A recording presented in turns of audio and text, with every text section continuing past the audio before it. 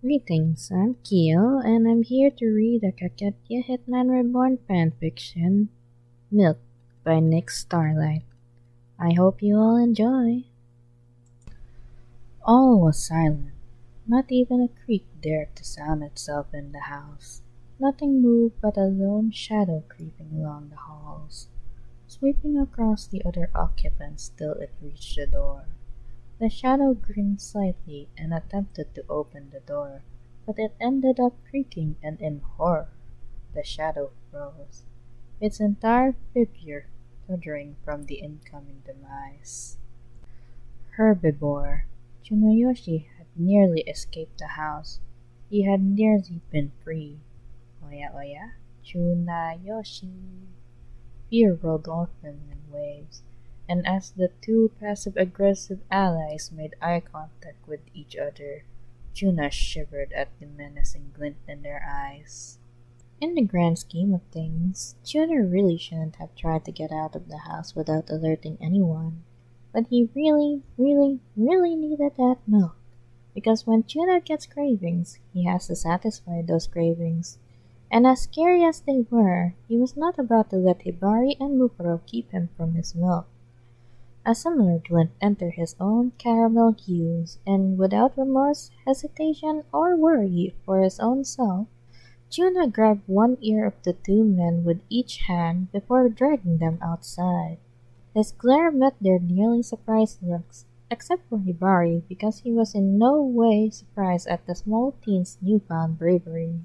Juna's hiss broke him away from his inner rambling, and Hibari silently listening in faint amusement at the anger in his snap.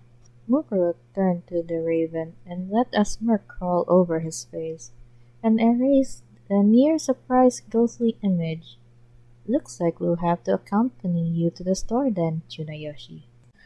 Tuna sighed irritably.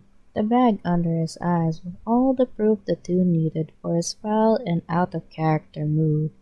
He was exhausted, but when he had a craving, he needed to solve it, and so the trio began the short trek to the 24-hour market that Tuna gravely hoped would let them in to buy some milk.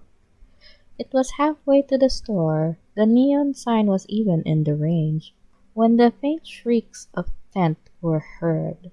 They could probably be heard from over a mile away, Tuna mildly commented in his head, his crankiness from the lack of sleep showing even greater. "Ten!" Tuna had half the mind to ignore that drawl, instead choosing to stare at the full moon that seems to enjoy his misery. "Ten! If you ignore it, it'll go away eventually. Ten! If you can't see it, it can't see you. Ten!" "Oh my God, Hayato, what do you want?" Tuna snapped, and for once didn't bother to feel sorrow for the gathering tears in the corner of Gokudera's eyes. I just wanted to go with Tent wherever you were going." Those glimmering eyes were gonna be the death of him. "Fine, just try to be quiet. I don't want to wake the neighbors up, if you haven't already." "Of course, Tent, anything for you." It was when the four finally reached the supermarket Tuna realized that Yamamoto had actually been following them by sleepwalking.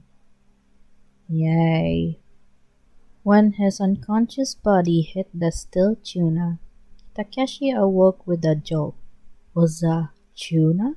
The baseball star narrowed his eyes at Tuna and gave a weak grin. "I knew you had stolen my penguin. Give me back that little rascal and I'll give you back Miss Fluffles." His voice was practically delirious, his words nearly incoherent. He then fell back asleep, particularly on top of a silently dying Tuna. If only Reborn could see me now. "Okay," he turned to the three conscious maniacs behind him. "Do not break anything or cause any form of ruckus or there will be a problem." A grimace plastered on his lips, and Gokudera frowned at this. "Don't worry, Tent.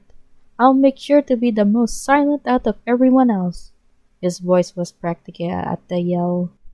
I'll make you proud, his voice then reduced to a whisper, and Chuna didn't know whether to cry or jump for joy as the bomber disappeared into the shadows. Right, well, since I'm here, I might as well get a car. Chuna trailed off as he saw the shopping cart roll up next to him. Kyoya inside of it with a stony look on his face. Chuna didn't ask. With a small struggle, he began to push the cart into the store, a faint flash of excitement in the Skylark's dark eyes.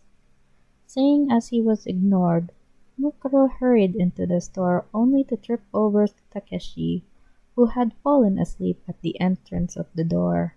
Shooting a glare at the unconscious male, Mukuro continued on his hunt.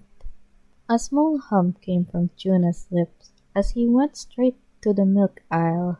Other things he should pick up while he was here on his mind. He bent down and checked the prices of the milk cartons, and then it happened.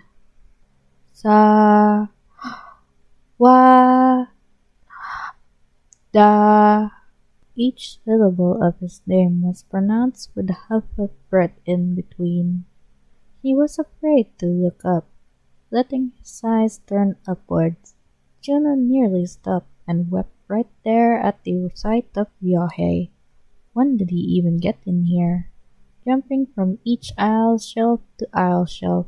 At every wobble of the shelves, Chuna swore his heart nearly stopped. You should join me in some extreme parkour. Chuna totally didn't see the barely made handstands and narrowly missed the clippings of the shelves. Nope, nuh-uh, no way. He happily twisted away from where Yohei was screaming about, and Chuna quotes, hardcore parkour, before nearly shrieking when Gokudera was behind him without a trace.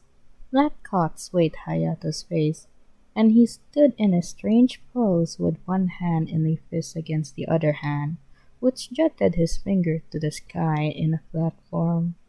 One leg was held against the other in a flamingo-like pose. Hayato? The confused plea was practically a whisper, as Chuna stared in horror and the bomber nodded with a grunt, before throwing a smoke bomb at the floor, and in an instant was gone. Chuna rubbed his temples, but continued the cereal aisle. He would have to get his milk later, since it was cold. Reaching the aisle, while somehow not getting caught by the parkouring boxer, Chuna just sighed when he saw Lambo. The small child was staring with a contemplative, analytical look on his face, glasses plastered over his large eyes. Where did Lambo get those glasses? He was muttering things under his breath, a strange look on his face as he examined each and every box of cereal with a puzzled look. This one's 566 yen, but better quality than the 486 yen box. But the 486 yen box is bigger by at least 1.2 times, despite being from a rip-off brand. But then there's the box that's a 679 yen. That's a family size and the original brand. But the 679 yen. That's not a good deal in the slightest. Way too much money, he concluded. But this one's cheaper, but it's smaller. There won't possibly be enough for both me and Mama. Had he even stopped talking in third person?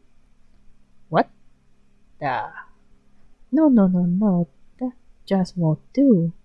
But when this one's the cheapest, but then Stupidera will be upset it's the bad brand. And I can't spend all the money from Mama on a good and big box. Chuna just walked away silently. If he didn't say another, he could hopefully get away home free. And then he tripped over Yamamoto. Damn it, Yamamoto. Chuna groaned in frustration, raking his hand through his hair when a thought struck him. The cart! He had left it when he got distracted by Ryohei on the shelf tops. Racing back to the cart, Tuna cringed when he heard a large crash from where the cart was. Skidding to a stop, he felt his heart stop as Mukuro and Kyoya were in an intense fight over who would get to sit in the cart basket. "It's my turn, Skylark," Mukuro hissed, sparks flying as his trident collided with Hibari's tonfas. "Not a chance, pineapple herbivore. The cart is mine," he growled, poison dripping from his every word. He got in front of the cart and stood in a defensive stance, as if to protect it. "No! No, no, no, no!" Chuna shrieked, and raced to the two when he tripped once more. "Takeshi, you little—" said Teen snored softly from where he was sprawled out across the floor. Chuna had fallen on top of him. How does he keep moving if he's not even awake? A puff of air appeared above him, and in a flash, Hayato had appeared, his hands together in what looked like prayer. "Do not worry, Ten. I will save you from this treachery." His voice was barely a whisper, but Chuna could tell the obvious threat in it. Ninja stars embedded the ground directly around Chuna, not a single hitting his flesh, but practically a millimeter away from it. "Eee!" the brunette cried, his limbs moving without him telling them to, as he all but leaped away from the kunai that went for Yamamoto's arm that had somehow wound itself around Chuna's leg. The blade flashed by him, and he could practically feel the sharp edge biting into his skin. Clambering on top of the shelf, Chuna tried to actually breathe when Ryohei came back shouting at the top of his lungs, "Sawada! So glad you could join my extreme parkour!" Chuna wanted to cry. "Oh yeah, Skylark, step aside or I will not hesitate to destroy everything you know and love. That cart seat is mine." Illusion surrounded the prefect, but he ignored them and rushed forward with his tonfas aiming at Mukuro. Brandishing the trident, Mukuro charged as well, a bloodthirsty gleam in his multicolored eyes. "It doesn't make any sense!" came the shrill sob from the cereal aisle, and Chuna had no doubt it was Lambo, still in his cereal crisis. Honestly, Commander Crack wasn't that good of a cereal anyway. He preferred sugar bread crisp, but whatever.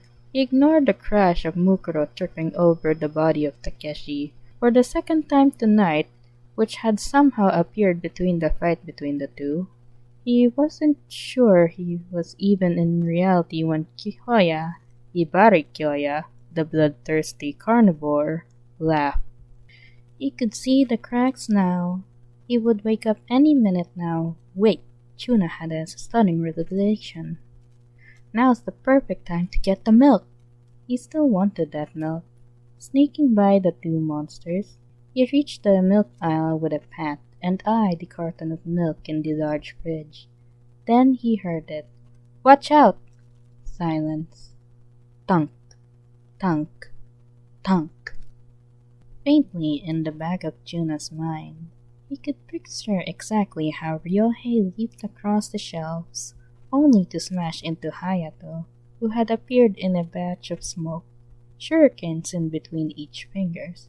He could see the two collide, and when all was silent for a moment, more when the shelves began to collapse, one by one, smashing against the other next to it until it was one big, dangerous, horrific line of dominoes.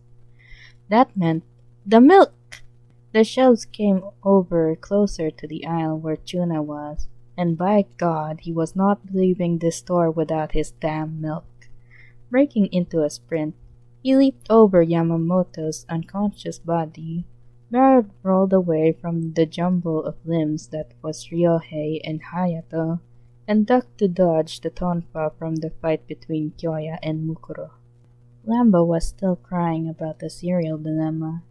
He wrenched open the door to the large fridge, and with a swipe of his arm, clutched the milk carton to his chest, and somersaulted out of the aisle right as soon as it fell with a large crash. Breathing heavily, Tuna blinked blearily, and with a amble for a walk, he threw some money at the petrified cashier and made his way back home, milk in hand.